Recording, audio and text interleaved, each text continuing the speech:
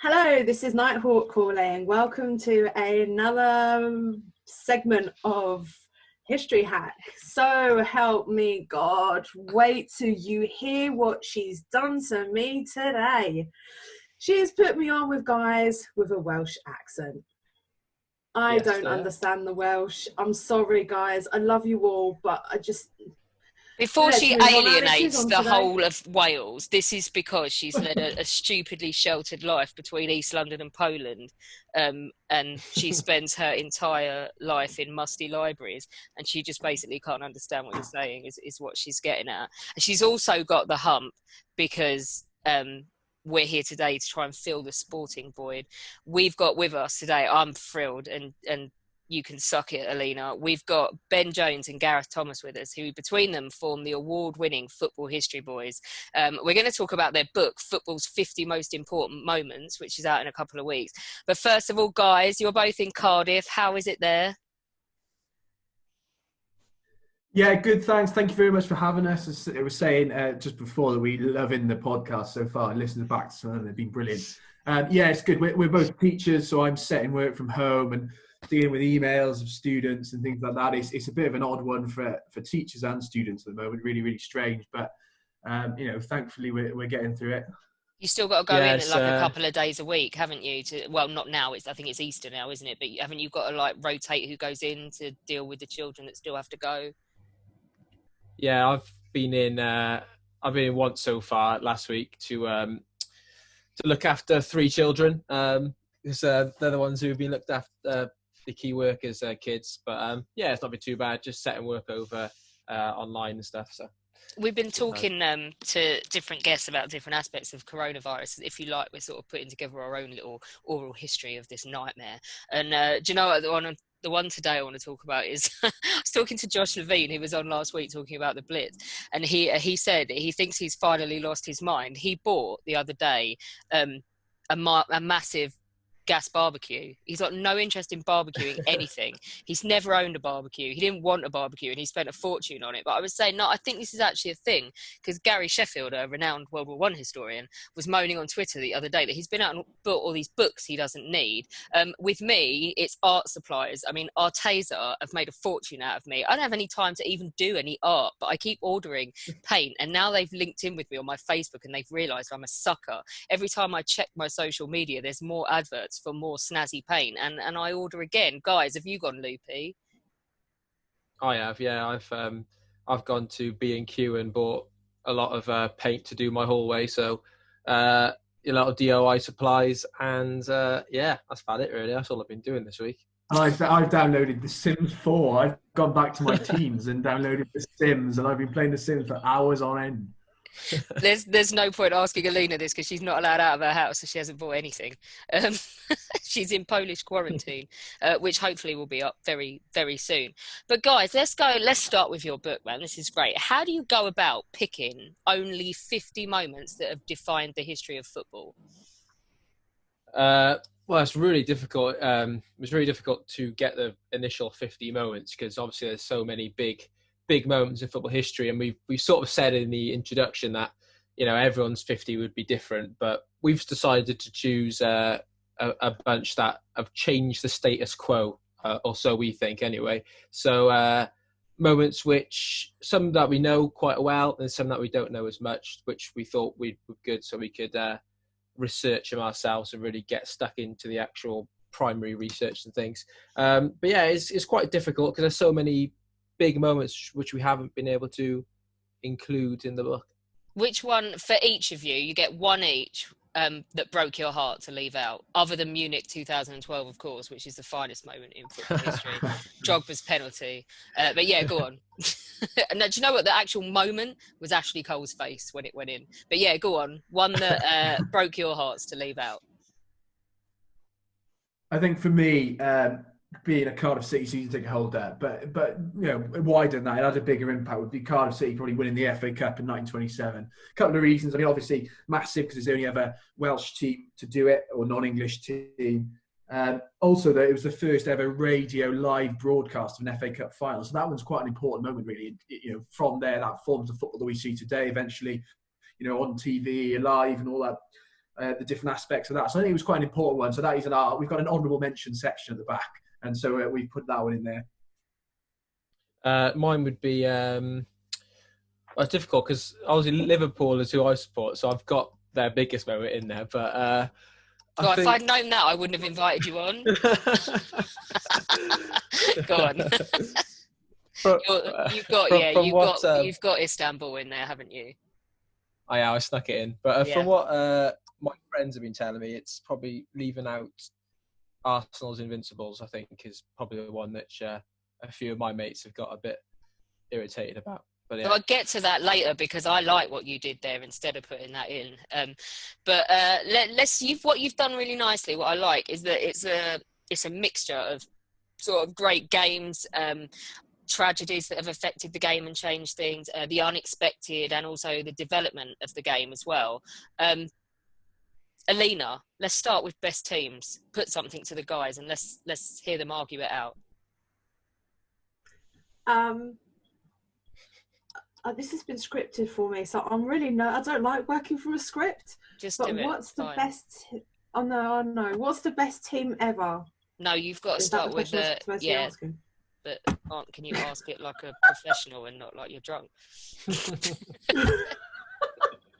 I got locked out. I'm sorry. I'm a little bit. She did just get booted out, and she's just got back in the chat. So yeah, go on. Yeah, it's probably I got really annoyed, start swearing at the computer. Anyway, so obviously we can talk about this for like hours and hours on end, or rather you lot can, because I clearly can't. What is the best team ever? Go on, guys. That's a massive question. As we said, you can talk for hours and hours, and there's so many different ones. I mean, for me, I quite like looking at the nearly teams. There's tons we can talk about, and me and Ben have talked about this over the years that we've written and worked together. But two for me that I think should be included, even though they didn't actually do anything. So one would be the Hungarian side of the 1950s, the early 1950s. They were unbelievable, and we'll come on to a moment with them later. And they never won the World Cup. They lost in the 54 World Cup final. And I think had they won that, they would have been considered one of the best. Another one would be the 74 Dutch side, the Holland side in the 74 World Cup. Total football under Rinus Michels and Johan Cruyff leading it. And they were superb. But they don't quite make it either because they don't win the World Cup. And so I like looking at those nearly teams that maybe, who knows where they would have gone if they got there. But Ben, what would you say? I'd say, and I think Alex might not be happy with this, but Barcelona 2008 to 2012, a team which had quite a few big battles with Chelsea over the years, but they're probably, for me, the greatest team. Go on, give me one that you've included in your book, though, that I want you to tell me about, because I don't remember. I don't know how you guys do, because I think you're even younger than me. You put Holland 1992 in your book. Denmark. Yeah. Sorry, right, let me do that again. One thing that, give me this one, because I don't know how you guys remember it, because I don't, and you're even younger than me. You put Denmark, the Denmark side of 1992 in your book, didn't you?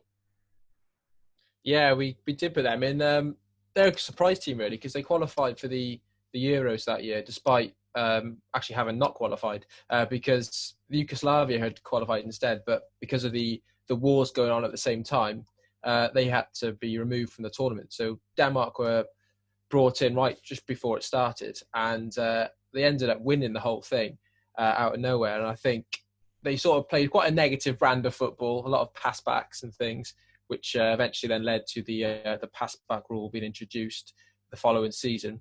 But they were a great team. They had some fantastic players. Brian Laudrup was playing for the side. They were a really good side, to be fair. My best mate, Charlie, is going to be mortified that you haven't mentioned the Brazil side of 1970, though. Well, I was just writing about them now, actually. We're writing a new book at the moment. Just thought I'd put it out there. Go on, tell us. What's it about? It's about the history of football in 90 minutes, so different moments for different minutes of the game. But cool. The 86th minute is Carlos Alberto's final goal, which is like really well known now as being probably the best goal in World Cup history. But that 1970 side was incredible, really, and it was really good to research, because they were showing how they had to put loads of effort before the tournament into developing this sort of understanding between them all. And then they won playing beautiful football against sort of a negative Italian side. So it was good. One thing you've done, I've mentioned it already, is you've looked at sort of defining moments in the game that were defining for all the wrong reasons.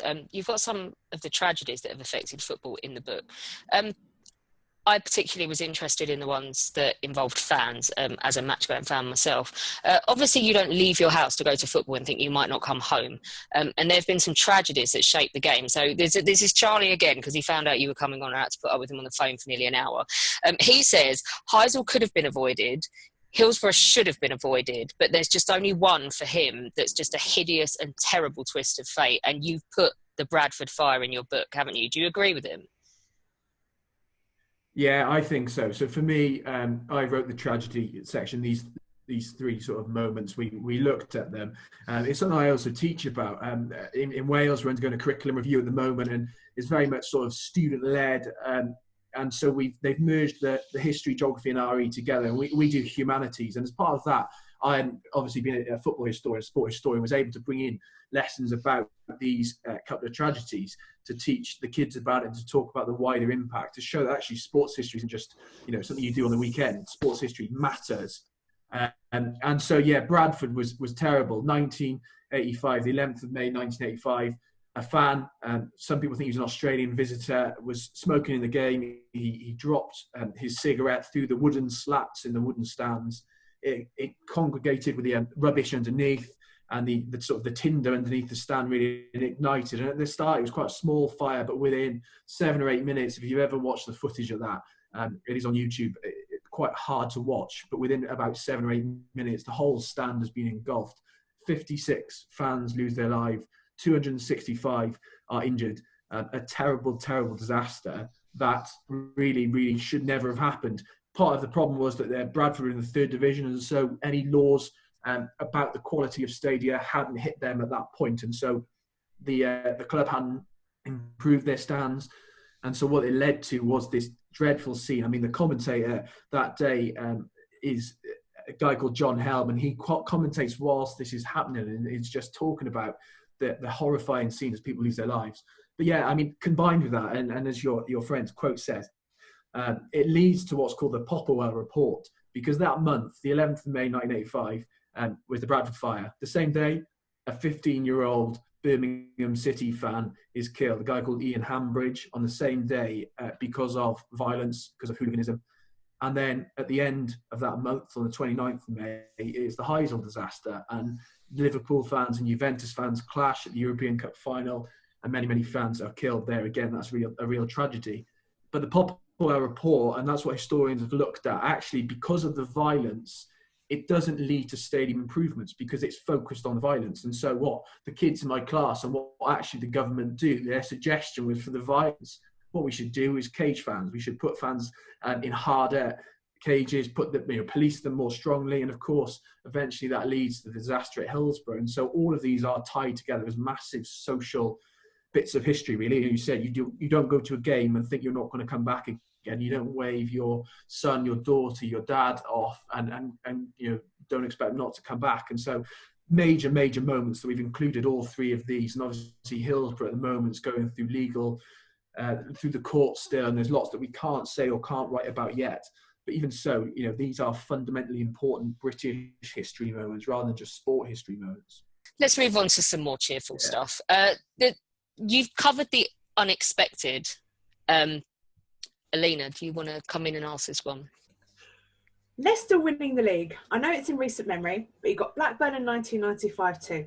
Who wins the prize for the most unexpected and glorious club moment?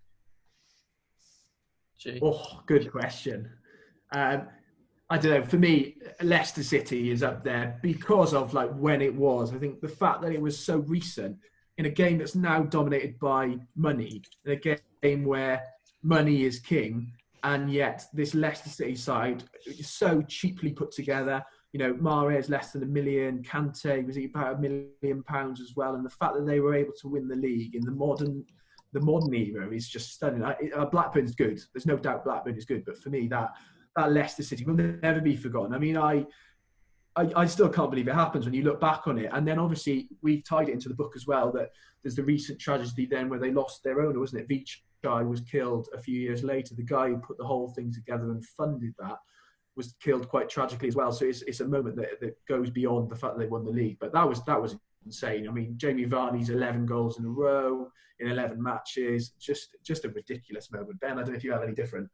Well, I agree with you, Gaz. I mean, Blackburn was impressive, but they did at the time. They did have financial backing, and they had Kenny Dalglish as a manager who had won previous league titles in England.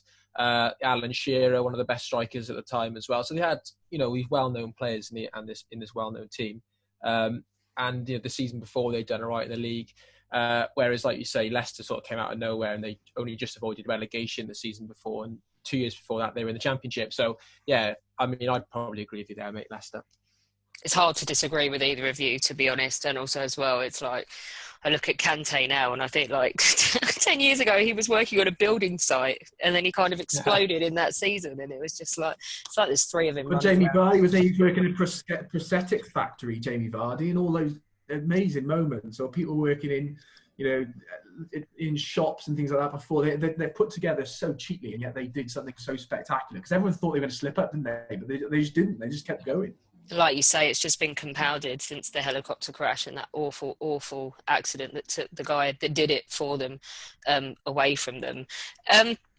Looking at the development of the game, you've chosen a few key moments in the book. You've put the disease of professionalism, which I kind of touched on in my book about Chelsea in the First World War.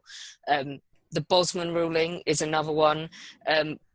Have a chat about those ones, and then I'll introduce the one that's going to haunt us all for years to come, I think. But yeah, talk to us about some of the early developmental stuff that you covered.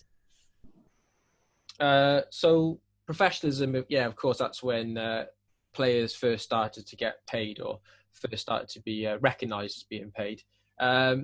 We talk in the earlier bit of the book about the game's introduction and how it was a sort of a gentleman's sport, which is born out of the public schools and the public school alumni all playing it. But with an increase of leisure time given to the working classes towards the end of the 19th century, they had more time to play sport. Because the sport revolution was going on behind the scenes, and football for them was the least violent of the big games, because they had rugby and football to choose from, and football was less violent than rugby. And if they played rugby, there was a big chance they could get seriously injured and then they'd be out of work for a long time. So they play football and they're quite good at it, which means in order to play football, they need to be paid to cover their losses of not working. And so, yeah, that's how that develops. And then with the gate receipts from the matches, there's more and more money gets pumped in. But even with this, them getting paid, footballers' pay wasn't incredible. After that, it was sort of a relatively good wage. And then eventually, as we touch upon later in the book, 1960s, the removal of the maximum wage is what really kickstarts this massive boom in football and the financial side. Yeah, and then obviously, I mean, we've got the maximum wages removed, but the Bosman ruling is incredibly important. The reason that's there is because effectively, and it's one of those that's debated in terms of its importance. Sir Alex Ferguson says it ruins football. For the footballers, though, it gives them this freedom to be able to move clubs. Before this, if your contract run out, you would then you'd still be tied to that club. That another club would have to come in and pay a transfer fee, even if your contract expired. And what happened with Bosman, Jean-Marc Bosman, he wanted to fight against this, and so he took his club to the European Court of Justice, and it led to eventually the ruling coming in that footballers were now able to move on a free transfer. Free transfers come because of that. And then, of course, there's been many famous free transfers. Chelsea benefited from some, haven't they? Famous, I guess, Sol Campbell moving from Tottenham to Arsenal. There's been major free transfers. And obviously, they're really important because what it does, whether we like it or not, is it hands the power now to the agents and to the players, isn't it? Because they can say, well, I'm not going to sign this contract. I'm going to leave on a free transfer. And so there's lots of negatives, but of course there's lots of positives in terms of the rights of a player anyway. So that's why that's included as an important movement. Personally, I'd have listed this next one under a tragedy because I've done nothing but slate it. But I honestly think we're going to look back in 10 years' time if they don't get their shit together and say that VAR is massive. You've included it, haven't you, from its sort of origins, but obviously not covered this season. And what an absolute... Are you for or against? I mean, I sat in... I got taken to Stockley Park and sat on some conference where they tried to sell it to you how amazing it was going to be, and actually all that's happened is all the things that they said they were using as benchmarks and that they were going to do is just rubbish, because it just applies sometimes, it doesn't apply other times, and they're not even following their own rules. Where do you stand on it? This is one, maybe we'll have to leave this and have this another time maybe, but for me, I am pro VAR. I think I'm pro VAR from the implementation of the World Cup. I think it worked.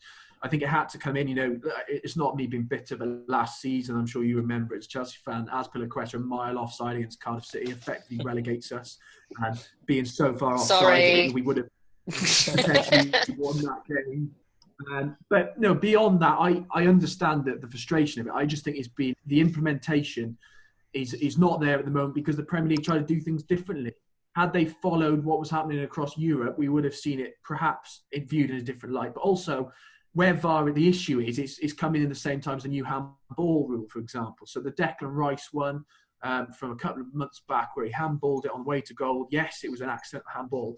The issue is not VAR there, the issue is the handball rule. The handball said if it touches his hand on the way to a goal, then it should be ruled out. VAR just means that we now don't miss those. They would have been missed beforehand, and this is now not missed because of VAR. And so, I think we need to withhold massive judgment onto it until the things like the offside law, how is that going to change?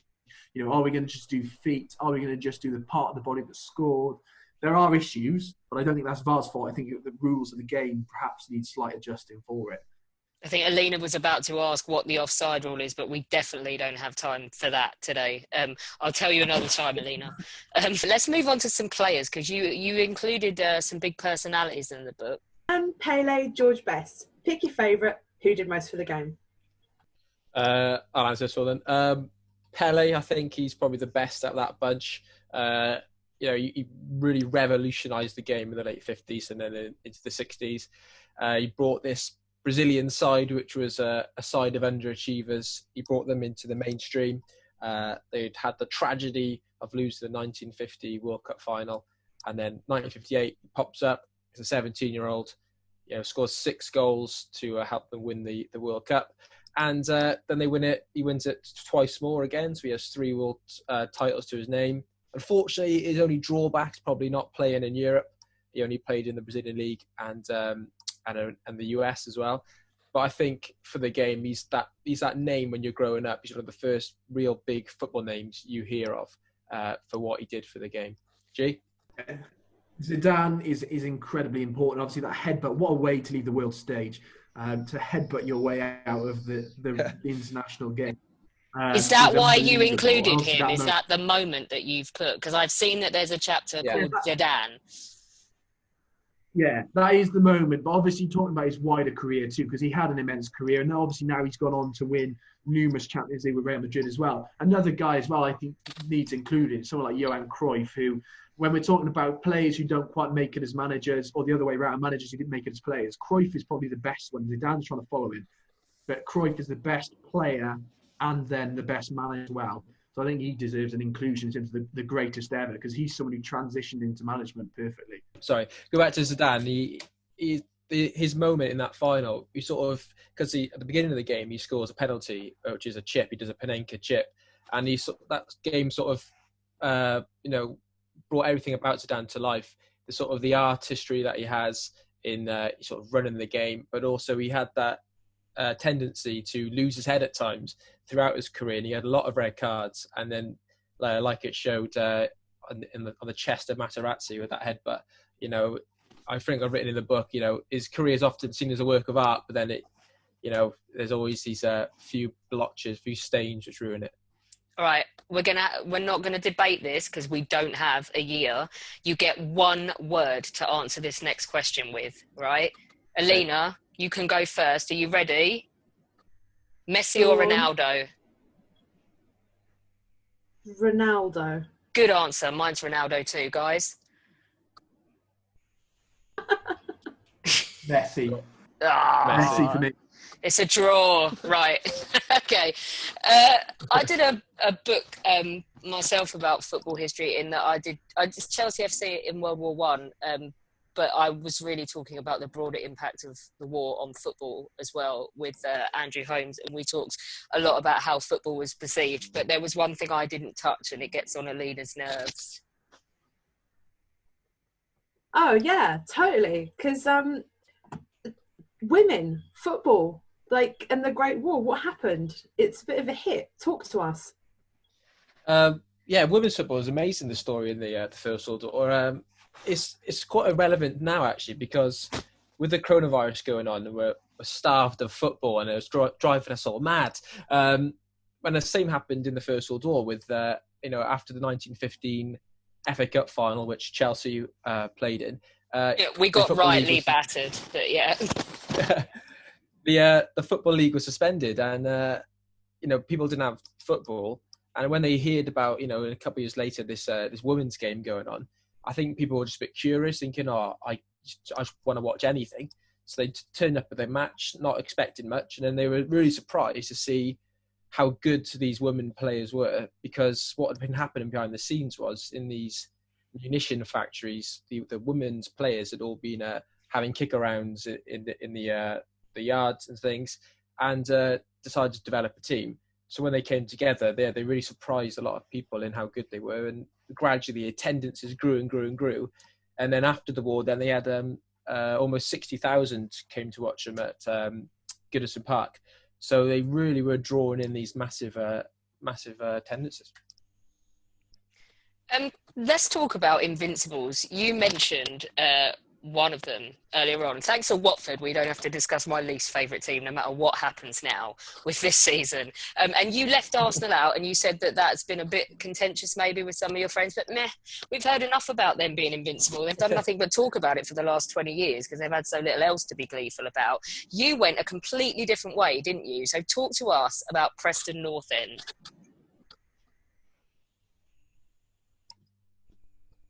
I'll go, Ben. I'll go.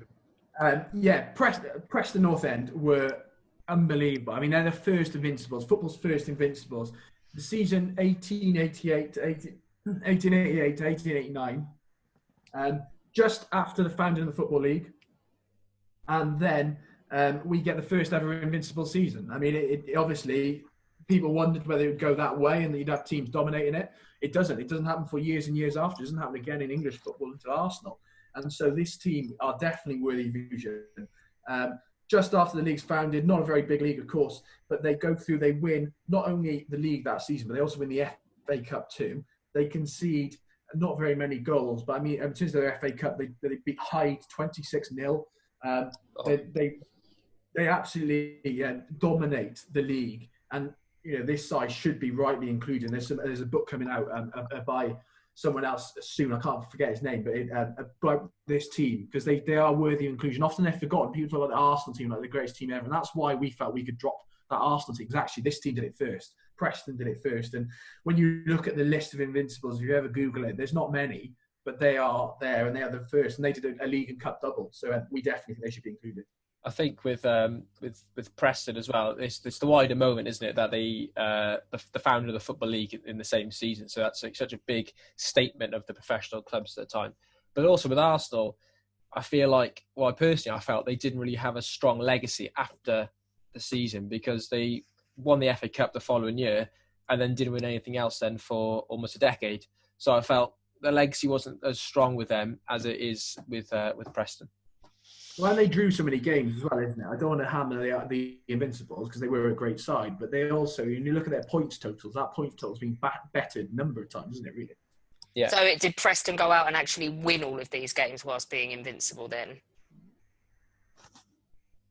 Yeah, I mean, they played 22 matches, so obviously far less than Arsenal, because there's only 12 teams in the league. They won 18 and drew 4. They did that, though, scoring 74 goals. Their top goal scorer, John Goodall, with 20 goals. But then, as we said, like the FA Cup as well, they were unbeaten in that, and so they did not lose a single game throughout the whole of that season. And it was the first time that football had really been organised into the Football League, and so this is why I guess it's more significant. I think stunning achievements in both cases. Let's move on to top games. You put this out to your Twitter followers as well, so jump in with any of those. But Alina's got one because it's basically the only match she knows the score for in history, haven't you? What's your favourite? So I pick England 3, Hungary 6. Do you agree? Yes. This is the game. Whenever you say what game could you go back and watch in time, this for me is absolutely this game. I mean, this is ridiculous. This game, it gets a moment itself. England, as you all know, and as we as Welsh know, are quite proud of their football history. Are proud of the fact that they consider themselves the founders of the game. And by 1953, they'd never played anyone outside of the British Isles in any sort of proper format of a World Cup. They'd rejected the first 2 pre-war World Cups.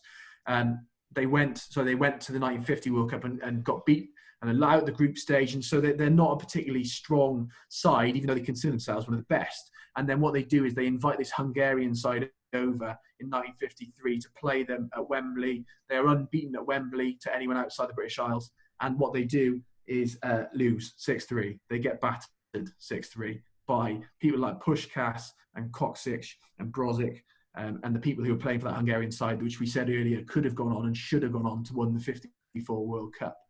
Not only that, England challenged them again in Hungary a couple of months later, 6 months later, in May 54, and they lose 7-1. So not only did this England side lose 6-3, they then challenge them again, thinking they can better them away, and they lose 7-1. So for me, I think that's a really good moment. Have you seen the mural in Budapest? No, I've never seen. I'll put it when we tweet this. I will tweet a photo of it. It covers the entire side of a building, and it's a mural dedicated to that game, I believe. Unless there's another game with a similar scoreline. No, it definitely is. So I'll put that up because it is stunning. It like covers the entire. It's like the murals you see in Northern Ireland, so it covers the entire end of a block. Really? And it has, but it's done like a photo, and they've recreated the newspaper cut-in as well. So it's awesome. But I would get disowned, and Charlie would never ever forgive me if I did not raise Italy-Germany in 1970 as the best game ever. Yeah, I put this into the book as this is my dad's favourite game in history. He remembers staying up late because he was allowed to when he was a kid to watch it, and he said it just blew his mind because you had West Germany were this great team. They'd lost the previous final, and Italy were the side which had underachieved a lot ever since the 1949 Superga air disaster sort of really affected the sport in Italy. But the club scene was quite good, but they've been using this negative catenaccio style of football, which translates to the chain. So you can't really break through, and they're really defensively minded. But then all of a sudden, this game in extra time just springs into life, and Italy sort of abandon their usual style and just go full press for the win. And even though Germany trade goals, then they end up winning 4-3. It's just an incredible match. Over 100,000 people watching it in the Azteca. It's on colour TV. Franz Beckenbauer has broken his arm, and he was playing on in the sling. It's just an amazing match, which really showed that the 1970s might be about more attacking football compared to the 1960s, which was more defensive. Maybe not the greatest game, but I think my favourite ever. I still love watching the 1970 FA Cup final with Leeds. Apparently, David Ellery has said that only 9 men would have stayed on the pitch had this been played nowadays. And who doesn't want to see Leeds getting brutally kicked up and down? But guys, have you got any other? Obviously, one of you is going to say Istanbul, but the greatest games ever. Just mentioning that 1970 Chelsea game. That's another one of my dad's favourite matches. I remember when I was growing up, it was on one of these channels, like a replay, and he showed it to me. I remember watching it in awe of these horrendous tackles just flying in, Chopper Harris and stuff. It's just an amazing game. Alina, for someone who doesn't know, this game, basically, there's very little football, and it's just an extended, brutal 90-minute fight with a ball that happens to be on the pitch at the same time. Sounds like Poland v Germany or Poland v Russia or Poland v exactly the anybody.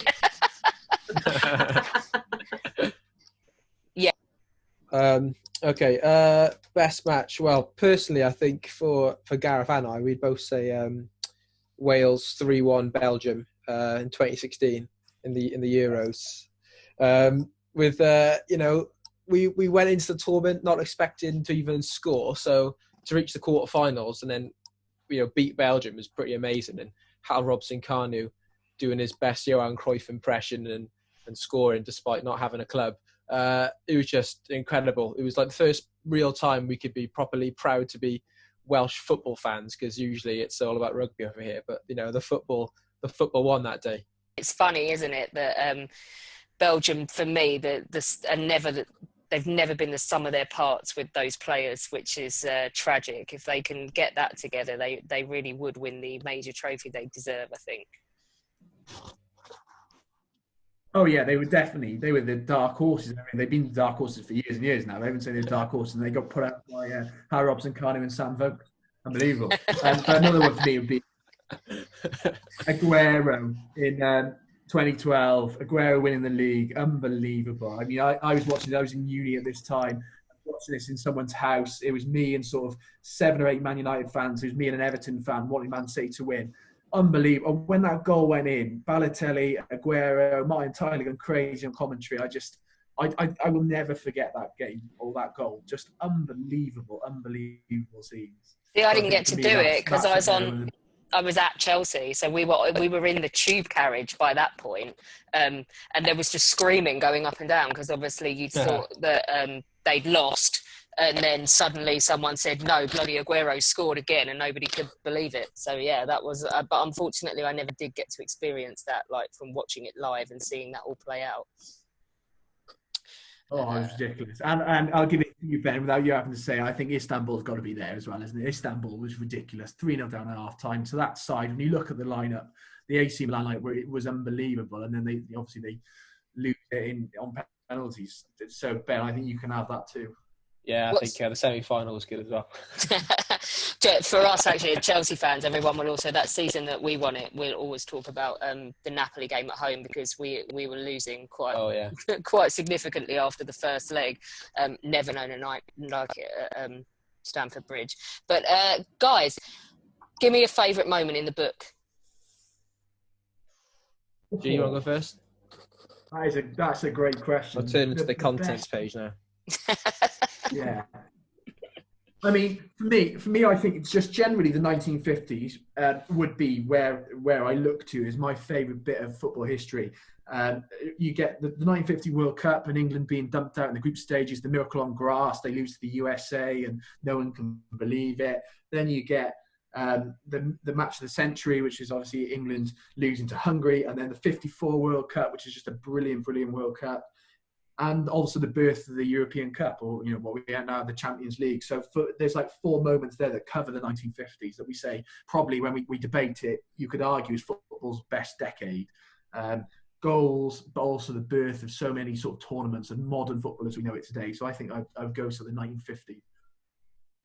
Yeah, my 2 favourite to research was Denmark winning the Euros because I didn't really know much about it, and when the World Cup came to South Africa in 2010. You did, didn't you? Yeah.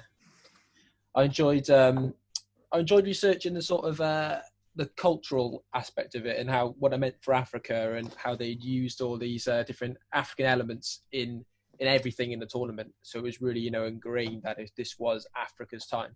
And I did quite enjoy to research that one. Although I have to say that in terms of the additions, they can keep the Vuvuzela because honestly, still I cringe when I hear one of those.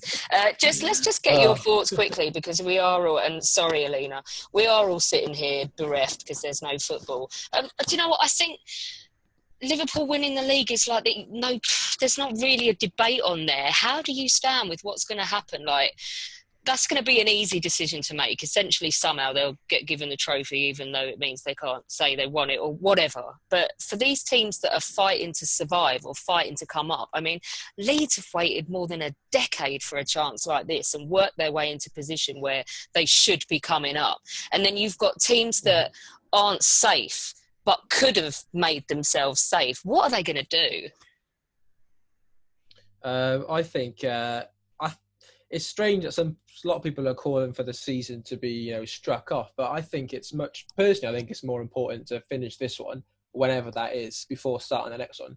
Obviously, I've got my Liverpool element, but like you say, you've got the teams that are fighting for survival, and you've also got Leeds and everyone trying to stay up, and it's the same across Europe.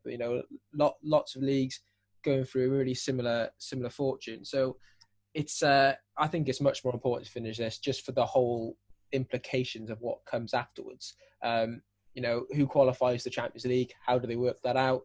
It's been much easier to just finish it off. Gareth? I'm so torn on it. I agree. I think we do need to finish it, but it's not that I've lost interest in it, but it almost, when football comes back, whether that's July, that's what they're saying now, I think it'll be weird. It'll be a strange one. If you could write it off and just give Liverpool a league, well then, but you can't. Of course you can't do that, because, Villa have got a game in hand and they're in the relegation zone at the moment. And there's so many different aspects of the season need to be finished. Whether you could take it back to a point where all teams have played the same amount of games, but then you're cancelling games that have already happened.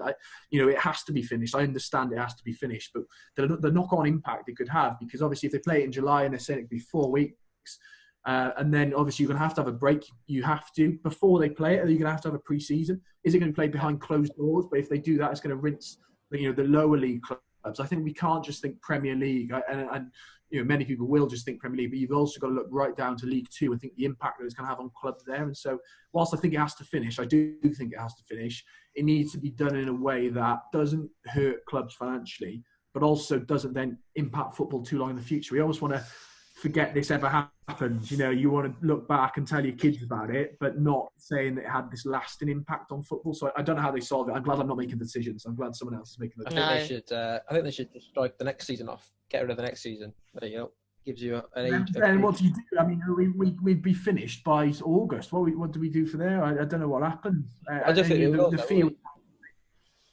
I don't know. It depends. It's the decisions now. They're on about putting players in holding camps and getting it more concentrated, and it's just I sadly think there's not really, like I say, I think ultimately Liverpool get what's coming, but it's the other clubs, it's people that are wholly reliant on their income and wholly reliant on ticket receipts and wholly reliant on those last few games to decide their fate.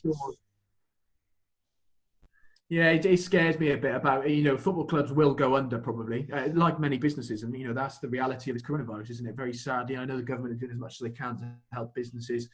Football clubs are likewise going to be hurt. And why they have to finish it is because even if they don't, Sky will probably rightly demand some of their money back. And that will even hurt clubs, I don't know, for example, Bournemouth, who rely upon that television money. They've already spent that television money. They need it. So that's why it has to be finished. But likewise, if we shorten next season or anything like that, then how is that going to work? So I really don't know. I don't know what's going to happen. I think the consensus of certainly the Chelsea season ticket holders that I've spoken to is that people are talking about, well, I've paid for X amount of games on my season ticket. I personally, if they keep that money and somehow it finds its way to clubs that are going to go under, I have no problem with them keeping my money. Yeah, I agree. Well, guys, thank you so much for coming on. I've loved this. Alina is absolutely lost. But have you learned something? I have. I've learned a few things, not very many. Still need to work these technical things out for me, like the offside rule. Yeah. Yeah, that's the one. She rang a friend of hers before we came on air and went, you like Arsenal, tell me something about football. And he was like, what? I can't school you for this now.